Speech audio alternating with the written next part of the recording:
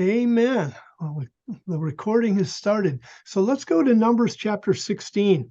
Now, Numbers chapter 16 is a really pretty amazing chapter in the life and history of Moses. And there's so many um, life principles, leadership principles in here, stuff that you may or may not run into in your life. I guarantee you will on a minor scale, even if you don't run into something that's quite the intensity of what Moses is facing. But where we are in the book of Numbers, we're out just maybe a little over a year and a half or 2 years out of Egypt. The children of Israel have already set up the tabernacle by Numbers chapter 16, and the Levites have been chosen and assigned their job working around the tabernacle. The priests, the sons of Aaron, have been chosen and active, and so we're moving forward. And also Moses, and we'll get into this a little bit, but Moses had gathered up the congregation at Kadesh Barnea and said, which is just south of the promised land, and said, go into the promised land. We'll read that in Deuteronomy chapter 1. The people came to Moses and said, well, not so fast. We'd really like to send spies. The spies did go in and they brought back a bad report. And the people said, oh my gosh, let's stone Moses and Aaron. Let's go back to Egypt.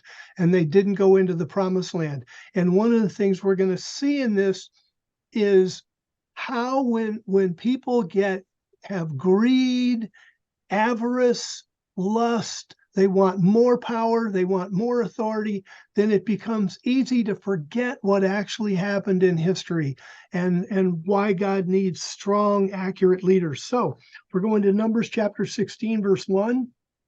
It says, now Korah, the son of Izhar, the son of Kohath, and Kohath was one of the sons of Levi, as it says, the son of Levi, with Dathan and Abiram, the sons of Eliab, and On, the son of Peleth, sons of Reuben, took men, and they rose up before Moses with certain of the children of Israel, 250 rulers of the congregation, chosen from the assembly, men of renown.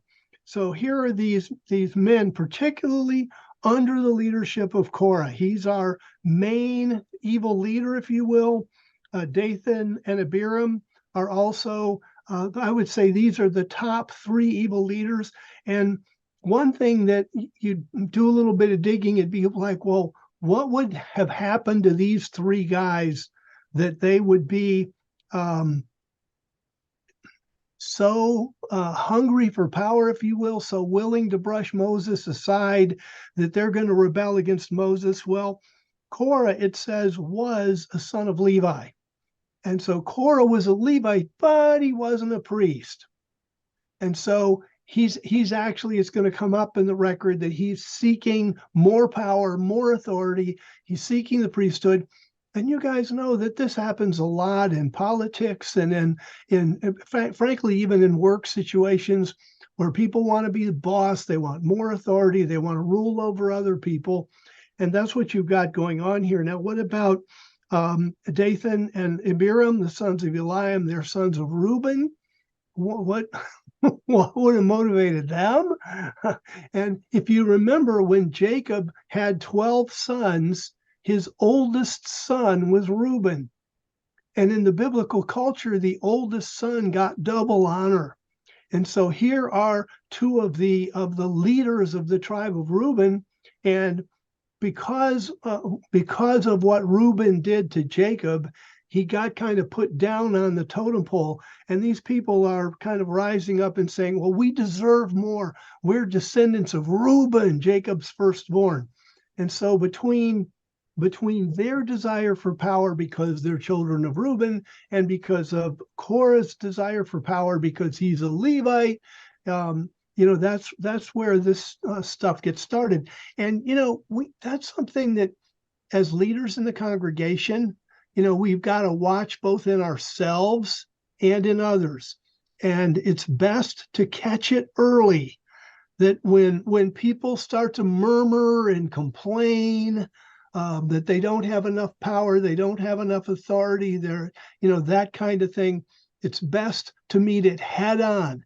It usually doesn't just kind of go away and fizzle out. And good, strong leaders meet that kind of thing head on. Because by verse 3, and by the way, when it says 200 in verse 2, 250 rulers of the congregation, chosen from the assembly, men of renown is the way that we have translated that in the REV.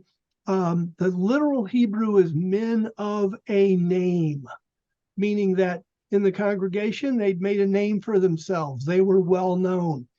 But translating the idiom, men of a name, can be a little unclear. So if you're, depending on what English version you're reading, your translation might read like mine does, men of renown. It might read important men, something like that. So you'll read different translations for how you take this idiom, men of a name, and bring it into English. But the point is that in the congregation of Israel, everybody knew these guys. They were important men. They were men of a name. They were well known. Verse 3, and they assembled themselves together against Moses and Aaron and said to them, you take too much on yourself, since all the congregation are holy, every one of them, and Yahweh is among them. Why then do you lift yourself up above the assembly of Yahweh? And this is a great example of how power-hungry people, greedy people, just can conveniently forget what happened historically, because they start out, you take too much on yourself. Now, I forget, who was it that spoke to Moses at the bush? Was he talking to himself in the mirror? I mean, who called Moses? Who raised his staff and split the Red Sea? And then raised his staff again and caused the water to fall back on the Egyptians? Who called 10 plagues down on the people of Egypt? This idea, you take too much on yourself. Numbers tells us that Moses was the meekest man on the face of the earth. And by the time we get to Numbers chapter 11, Moses is just overwhelmed by the huge number of people and all their needs, and says, God, I didn't give birth to all these people. What am I doing here? God, and he said, Lord, I need people to have, to be able to help me. And God put his Holy Spirit on 70 men, if you remember. So Moses was doing exactly the opposite of lifting himself up. He was working hard to put other people in leadership. And yet all of that, greed is a funny thing. It just blinds people's eyes, and they just forget history. Moses didn't take too much on himself. And then I like how they follow up with, since all the congregation are holy, every one of them. There's we have to be able to read a little bit behind the lines here. All the congregation of holy. What was going on that those people were saying to Moses, you're lifting yourself up, you're holy? Well, Aaron was the high priest, and Moses, specifically chosen of God, was able to walk into the tabernacle and talk with God. And which he did, and God would even sometimes the voice, and these records are cool. You've got the tent of meeting there, the tabernacle there, and all of a sudden this big voice comes out of the tabernacle, Moses. And Moses knows to go in and talk with God. I'm sure the people that were pretty close to the tent of meeting kind of freaked out at that. But so when they say here, all the congregation are holy, what they're kind of getting at is, we all should be able to do what you guys do. We all should be able to go into the tent of meeting. We all should be able to be functioning as priests. Who was it that said only these people could be priests? That kind of thing. And by the way, part of the reason that I believe this, that they're saying it this way, since all the congregation are holy, is because, okay, Korah is a Levite, but Dathan and Abiram are not. And of the 250 leaders of the congregation, there would be representatives of every tribe there. among that 250. And those people weren't Levites and they weren't priests. So this is a common political technique. I don't know, where if you want somebody to support you, you offer them stuff. Well, we can get you a position here. We can get you a bigger salary. We can get you involved in this or that or the other thing. You offer people stuff, and that's what's going on here. You got Korah, and if we can depose Moses, if we can, take over Aaron's priesthood, then we can get some of you guys into power and blah blah blah. And that's what's going on behind the scenes when he says, all the congregation are holy. I mean, Moses was certainly not going before God and saying, these are unholy people. Of course they're holy.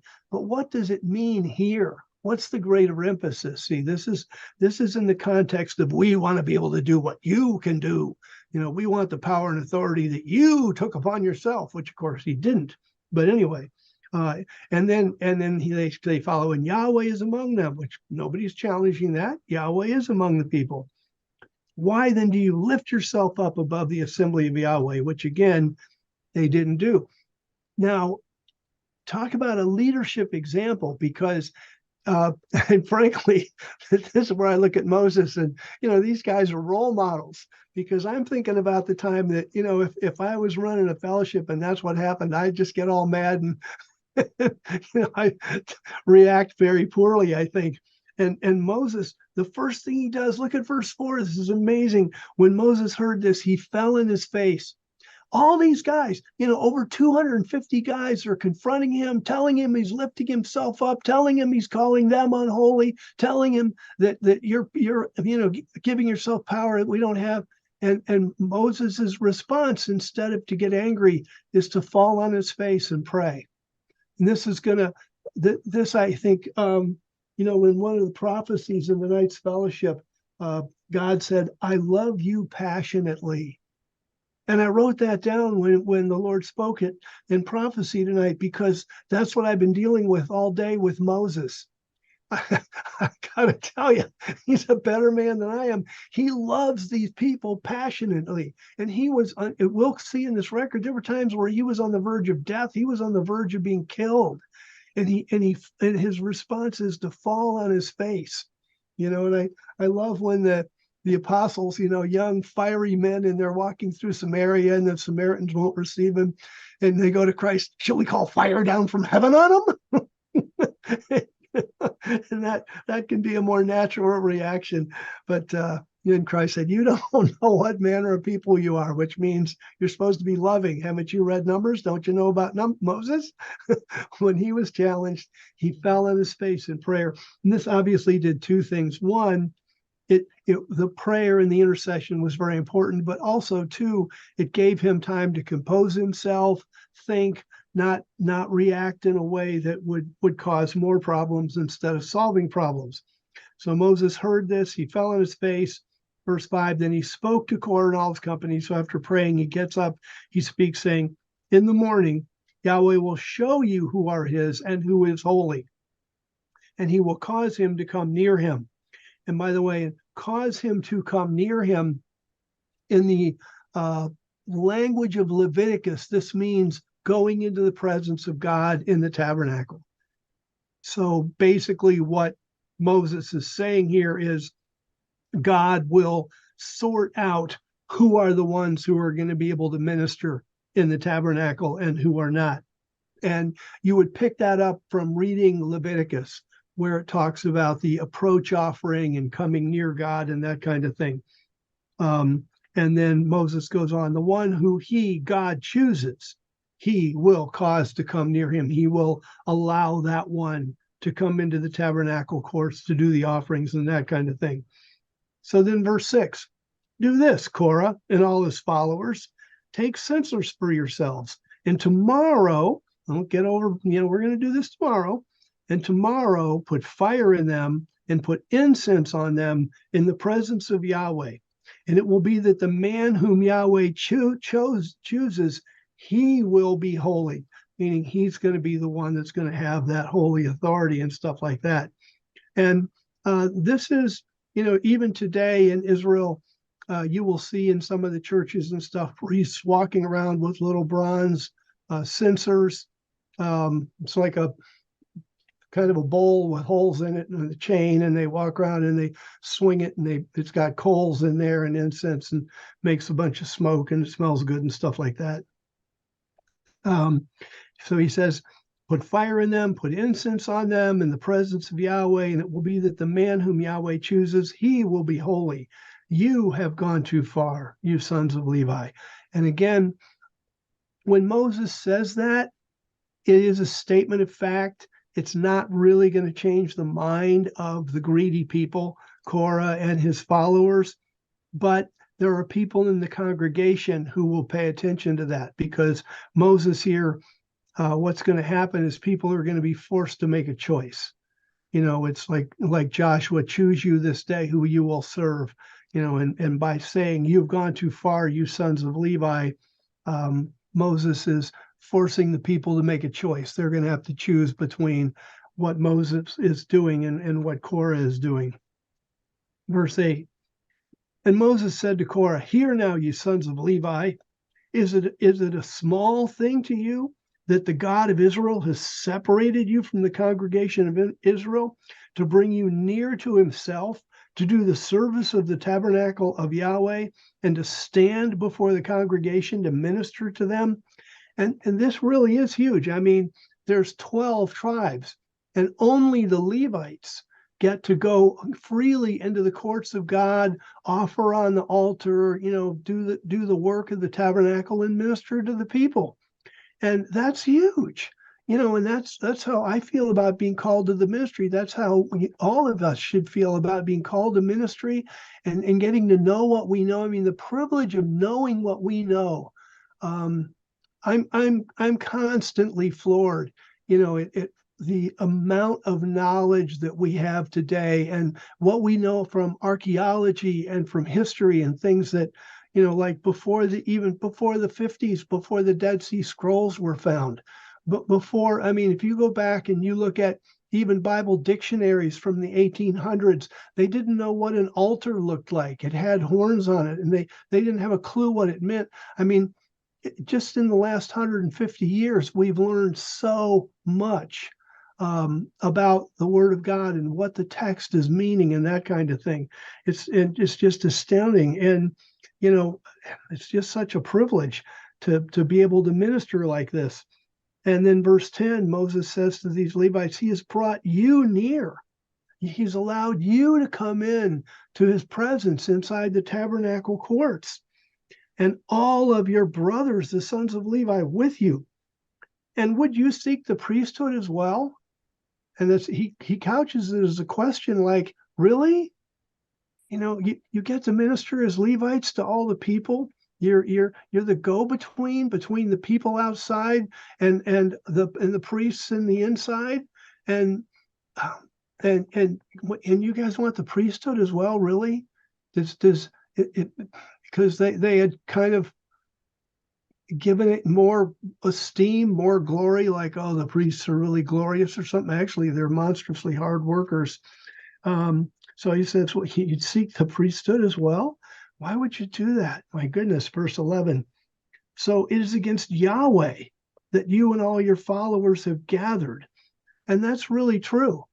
People don't realize when they come against God's people, if God has put somebody in a position of authority, it's just like, if you're a dad and you've got kids, God gave you the authority of the father in that household. If you're a mom and you've got kids and you guys are in a household, you're the one that Timothy calls the oikodespoteo, the house despot. You've got the authority, and so it's God who distributes that authority. And it's wrong for people to want to try to take that away or overstep it. We have to recognize the spheres of authority that we each have. And then he ends up verse 11 by saying, and Aaron, who is he that you murmur against him? Again, he's like, Aaron, really? Like he promoted himself? You've got to be kidding me. God chose Aaron. Who is Aaron? He didn't choose himself. If you're murmuring against Aaron, you're murmuring against God, who made that choice. and we've got to recognize that God sets up people in authority. And then verse 12, so Moses sent to call Dathan and Abiram, the sons of Eliab. So Moses is going to call them and try to talk to him. And that, again, that's a loving leader. I'm not just going to announce to them from the mountaintops. I'm going to call them into my presence. We're going to sit down. We're going to have a chat. We're going to try and talk this out. But Dathan and Abiram were so hard-hearted and so set on the power and control that they wanted that they didn't want a meeting with Moses. They said, we will not come up. Verse 12. And then look at verse 13. Talk about when greed and avarice and pride and arrogance blind your minds. They say, is it a small thing that you have brought us up out of a land flowing with milk and honey? Huh? Wait a minute. We're talking about Egypt here, right? Where there was slavery and hard bondage, and there was all kinds of abuse. And they're calling that a land with milk and honey? I mean, okay, now what is a lesson that you and I can learn from this? There's a great mini lesson in here, which is that people, when they're blinded by greed, they just rewrite history. And what actually happened doesn't matter. And they and now they're calling Egypt a land of milk and honey. And that's how distorted your perception can become when you live in arrogance and pride and greed. He says, you've not brought us into a land flowing with milk and honey, nor given us an inheritance of fields and vineyards. Will you gouge out the eyes of these men? We will not come up. Meaning, are you going to blind everybody else? Well, the people that were thinking right weren't blind. And by the way, they had forgotten that Moses was the one who said, go up and take the land. They were the ones who said, we want to send spies out. They were the ones, when the spies came back and said, the land eats up the inhabitants thereof, which they were kind of lying about, that then they said, let's go back to Egypt. We might as well take a quick look and just see that. I want to show you that. So let's go to Deuteronomy chapter 1, because this becomes very important. And it particularly becomes important in light of Numbers chapter 13, because one of the lessons we learn between Numbers chapter 13 and Deuteronomy chapter 1 is that you can't get all of the accurate history in one place. God authored the Bible so that it would require people to go to him, to study it, to read it, to think it through, to get the whole picture. Because if you, I said go to Deuteronomy 1, but let's just go to Numbers chapter 13 first. I'll show you this first real quick. Let's see. So in Numbers, Numbers chapter 13. So in Numbers chapter 13, verse 1, Yahweh spoke to Moses, saying, send men that they may spy out the land of Canaan that I give to the children of Israel. You are to send a man from every tribe of their fathers. Every one among them is to be a leader. So if you just read Numbers 13, you would say it was God's idea to send spies into the promised land. But when Moses is reviewing the history of Israel in Deuteronomy, we get a different story. Numbers is only giving us part of the story. In Deuteronomy chapter 1, starting in verse 19, Moses is recounting the travels of Israel. We traveled from Horeb, went through all the great and terrible wilderness that you saw on the way to the hill country of the Amorites, as Yahweh our God commanded us. We came to Kadesh Barnea. Verse 20, I said to you, you've come to the hill country of the Amorites that Yahweh our God is giving to us. Behold, Yahweh your God has set the land before you. Go up, take possession of it, as Yahweh the God of your fathers has spoken to you. Don't be afraid or dismayed. In other words, here we are, we're Kadesh Barnea. This is the gated land. Go get them, take the promised land. Yay! That's the real story.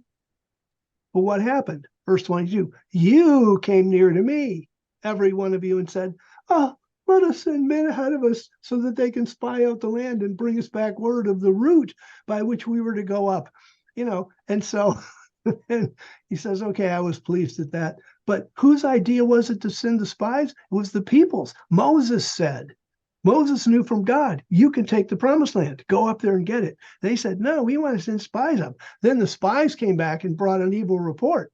Then the result of that evil report back to Numbers, when they came back and the report of the spies, and they talked about the Amalek dwelling in the Negev in verse 29. Verse 32, they brought up an evil report of the land. Verse 33, we saw the Nephilim there. Chapter 14, all the congregation lifted up their voice and cried out, and the people wept. Oh my goodness. It was Moses. None of this would have happened if they just listened to Moses and taken the land. But, no, they've got a better idea. So then verse 4, let's appoint a leader and return to Egypt. And so that's the result of the people. But when you read Numbers 16 about what's going on with between Korah and Dathan and those guys, they've forgotten all about this. They're not going to come up. Verse 13, you brought us out of a land flowing. I'm in Numbers 16:13. You brought us out of a land flowing with milk and honey to kill us in the wilderness, and you've got to make yourself a ruler over us. Verse 14, moreover, you have not brought us into a land flowing with milk and honey. Well, yeah, they didn't want to go. Will you gouge out the eyes of these men? We won't come up and talk with you. So that's where we are. So we're back in Numbers chapter 16, verse 15. And Moses here has had almost too much. And Moses became very angry, better man than I am, and said to Yahweh, do not respect their offering. I've not taken one donkey from them, nor have I hurt one of them. Now, what does Moses mean here when he says, I've not taken one donkey from them? This is very important because they're accusing Moses of setting himself up over them and acting as a ruler over them. But when you go into the records of the ancient Near East, and if you even go into the records of, for example, when Samuel talked to the people about why they shouldn't want a king, and they wanted King Saul. And he said, the king will take your best men. The king will take your best chariots. Your king will take your best horses. The king will take a tenth of your produce. The king will take. And leaders in the ancient world demanded tribute and took things, just like our leaders take taxes from us. And so what is Moses doing here when he's saying, I haven't taken a single donkey from any of them? What he's saying is, I haven't been a leader to them. I haven't made them treat me like a leader. I haven't done what they've said I've done. I haven't lifted myself up over them. That's what he's saying here in a very Middle Eastern way of saying, I haven't set myself up as a leader. If I'd set myself up as a leader, I would have taken donkeys and a whole lot more. But he's basically saying, I haven't done what they're accusing me of, and I haven't hurt any of them. And verse 16, Moses said to Korah, you and all your company, be there before Yahweh, you and they and Aaron tomorrow, and let each man take his censer and put incense on them, and let each man bring before Yahweh his censer, 250 censers, in other words, one for each guy. You also and Aaron, each is to bring his censer. Verse 18, so every man took his censer, and they put fire in them, and laid incense on them, and stood at the entrance of the tent of meeting, as did Moses and Aaron. So now there's this whole group of people at the tent of meeting, but Korah is going to enlarge that. Verse 19, Korah assembled all the congregation against them at the entrance of the tent of meeting. Now, I try to put myself in the place of Moses and Aaron there. In the same way that Absalom turned the hearts of the people of Israel against David, and David had to leave Jerusalem, free over the Mount of Olives, and head east. Korah has managed to shift the hearts of the people of Israel. And here are these people that Moses delivered from slavery in Egypt, took through the Red Sea. They're now eating manna. They don't even have to work for their food. But because of the lies, and it's so amazing that people are so willing to believe lies, believe the worst. In any case, Korah has managed to assemble the entire blasted congregation against Moses and Aaron. And they're all, thousands and thousands of them, and they're all right there. Moses is a heartbeat from death. it would just take a spark, for somebody to start to charge Moses or throw a rock or something like that. I mean, this is a really, really, really, truly dangerous situation, and Moses is right in the middle of it. And sometimes that's what happens with leaders. You got to take a stand. And I loved it was um, yeah, it was Steve. It was your prophecy this morning where God said, "Be expecting me to bear my arm for you." Man, there's times we need that in our life. There are times when we really need God to show up for us because things are dangerous, and that was the situation here. So at verse 19, Korah has assembled the whole congregation at the entrance of the tent of meeting. And what's Moses going to do? He's not going to have to do anything because God's going to step in. God's had quite enough. The glory, which is the powerful presence of God, the glory of Yahweh, appeared to all the congregation. Moses has got the tabernacle behind him, and all of a sudden the tabernacle lights up like stadium lights. And there's the Shekinah glory and all of its power over the tabernacle, and the people are looking right at it. Probably have to get their sunglasses out of their pockets. It's like, okay, yeah, we're probably not in a very good position here. Verse 20, and Yahweh spoke to Moses and Aaron, saying, "Separate yourselves from among this congregation, so I may put an end to them in a moment." God was done. It was like, "You're attacking my faithful people, you're toast." And Moses at that point could have said, "Good, go get them. There they are." But instead, verse 22, and this is again, this great love. Well, again, back to the prophecy where God said about us this evening, "I love you passionately." And that's the love that Christ had for us when he hung on the cross for us. And that's the love that Moses had for the Israelites, even though they didn't deserve it. And to be a really great leader, and I'm speaking about myself as well, because sometimes I'm less than the loving person I want to be. But boy, I tell you, to be a great leader, you've got to really reach deep and love God's people. And yes, they don't deserve it much of the time. That's just a given. Quit thinking like, sometimes I think that people ought to deserve to be loved all the time. They don't. They don't even know what they want. They're just like these weird Israelites. But it's good, strong leaders who have a vision for the people, a vision for where the people need to be and what they need, where they need to go, that has that great vision. And so Moses and Aaron fell on their faces, and they said, and I love this phrase only occurs here in the Bible, God, the God of the spirits of all flesh. Now the spirit is here used in a parallel way to nephesh, soul. It's the life, it's the power of life in your body.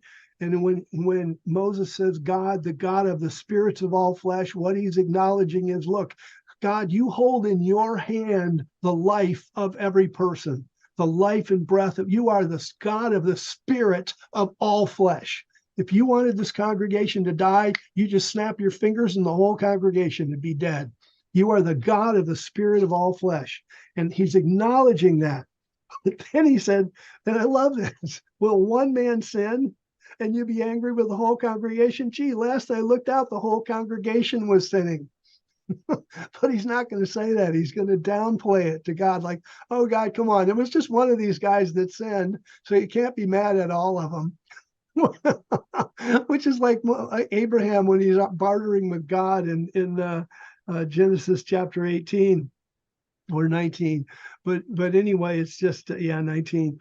But here Moses, and I love this, they fall on their faces. They love the people so much, even though they literally were on the verge of being killed. They loved the people so much that they fell on their faces and prayed to God. So verse 23, Yahweh spoke to Moses saying, "Speak to the congregation saying, get away from around the tent of Korah, Dathan, and Abiram." Verse 25, Moses rose up and went to Dathan and Abiram. The elders of Israel followed him. And he spoke to the congregation, saying, "Depart from the tents of these wicked men, and touch nothing of theirs, lest you be consumed in all their sin." And at that point, the congregation had to make a choice, because there's Korah and Dathan and Abiram. Do we stand with them, or do we obey Moses and get away from these wicked men? And they made the right choice and obeyed Moses, and they got away from the wicked men. Verse 27, so they went away from the tent of Korah, Dathan, and Abiram on every side. They gave them plenty of room. And Dathan and Abiram came out and stood at the entrance of their tents with their wives and their sons and their little ones. 28, and Moses said, this is how you will know that Yahweh has sent me. I didn't lift myself up like you're claiming. This is how you will know that Yahweh has sent me to do all these works, and that they are not from my own heart. If these men die the common death of all men, or if they are visited according to the visitation of all men, then Yahweh hasn't sent me. But if Yahweh creates a new creation, and the ground opens its mouth and swallows them up with all that belongs to them, and they go down alive into Sheol, the place of death below the earth, then you will know that these men have contempt for Yahweh. And again, we have to read this again, because the love of Moses for Yahweh and for people shines through. Now, this congregation, Korah has just stirred up the congregation to try to kill Moses. So you would think he might have said something like this: if Yahweh creates a creation and the ground swallows these guys, then you will know that I am justified before God. You will know that I am the righteous leader. You will know that God has chosen me. And instead, there's nothing about Moses in here. He's simply not about himself. He's such a selfless, giving, loving leader. And so he's worried about God's honor. He says, then you will know that these men have had contempt for Yahweh. And that, I mean, again, the Bible, when we read it and understand it, it reproves us. When I read this and really understood it like I understood it today when I was preparing to teach it, I was like, ugh. So many times in my life, if something really goes right, I go, yay, I'm vindicated. And I think about that now and go, really, John? Really? Honestly? It's not about me. I've got to say, John, it's not about you. It's God's honor, Jesus Christ's honor. Everything goes to them. And so I'm reading this and I'm getting reproved by it. It's just like, oh well. And that's how we grow, by reading the word and then letting the word come into us and get absorbed into our heart and change our behavior. Verse 31. And then as soon as he made an end of speaking all these words, the ground split apart that was under them. And I love this beautiful personification, this figure of speech. And the earth opened its mouth and swallowed them up. And it's almost like God, who is the God, creator of heavens and the earth, it's almost like the earth was desirous of protecting God's honor. And these men are an affront to God, and they're defaming God and holding God in contempt. And the earth itself finally becomes fed up with them and just goes and eats them. I mean, that's kind of what's going on here. It opened its mouth and swallowed them up and their households and all the men who belonged to Korah and all their property. So they and all theirs went down alive into Sheol, and then the earth closed on them, and they perished from among the assembly. And that was the end of that rebellion. Verse 34. Then all Israel that were around them fled at their crying out, for they said, lest the earth swallow us up. But then verse 35 is something else that happened that God did, because God knew that the rebellion wouldn't end there. The 250 men that were important men in the congregation, men of a name, they had supported Korah and Dathan, and the spiritual poison that had influenced Korah, Dathan, Abiram would be among these 250 men. And so, verse 35, fire came out from Yahweh and devoured the 250 men who offered the incense.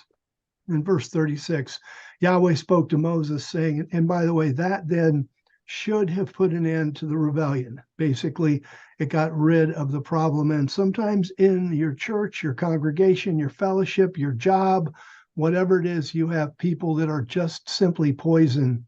And the way to move on into peacefulness is to figure out a way to not have them be part of your congregation or whatever. Of course, Paul writes about that in 1 Corinthians chapter 5. But verse 36, Yahweh spoke to Moses saying, speak to Eleazar, the son of Aaron the priest, that he pick up the censers out of the blaze, because they are holy, and scatter the fire some distance away. As for the censers of those who sinned at the cost of their own lives, and that's exactly where sin leads. Sin leads to death. Romans 6:23, the wages of sin is death. these men sinned at the cost of their own lives. Let these censers be made into hammered plates for a covering for the altar, because they offered them before Yahweh, so they are holy. And these will be a sign to the children of Israel. So when the children of Israel look at the altar and the bronze covering, they'll remember this rebellion and remember who God chose to be the priests, and the horrific cost of rebelling against God. Verse 39, so Eleazar the priest took the bronze censers of those who were burned up, that those who were burned up had offered, and they were hammered out and made into a covering for the altar, to be a reminder to the children of Israel, so that no stranger, one who's not of the seed of Aaron, was to come near to burn incense before Yahweh, so that he does not end up like Korah and his company, as Yahweh spoke to him. So that should have been the end of it.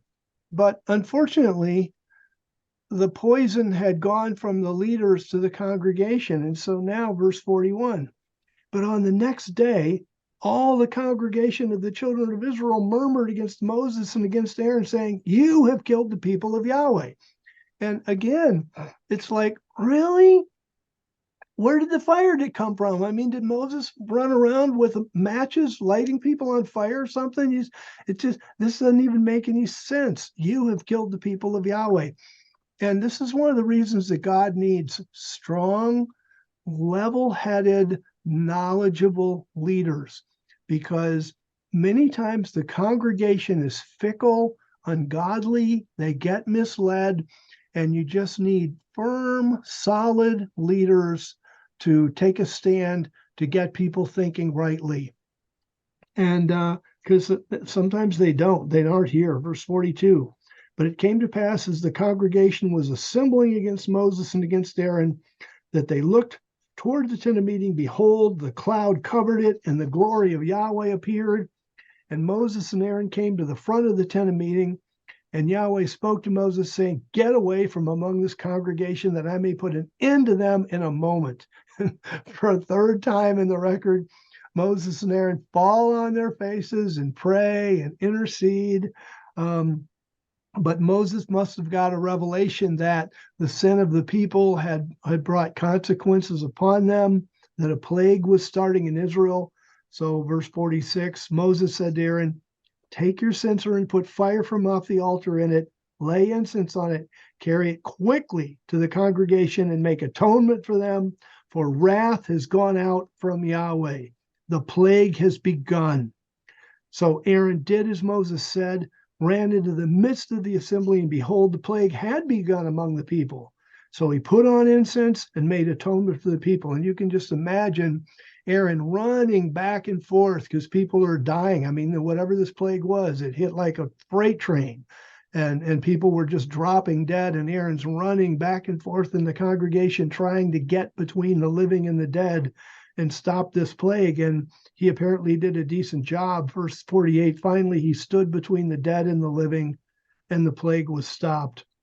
Verse 49, but those who died from the plague were 14,700, besides those who died about the matter of Korah. So then you'd have to add 250 men of renown to that, and then Korah, Dathan, Abiram, their families, all that stuff. So over 15,000 people died because of this rebellion that Korah stirred up.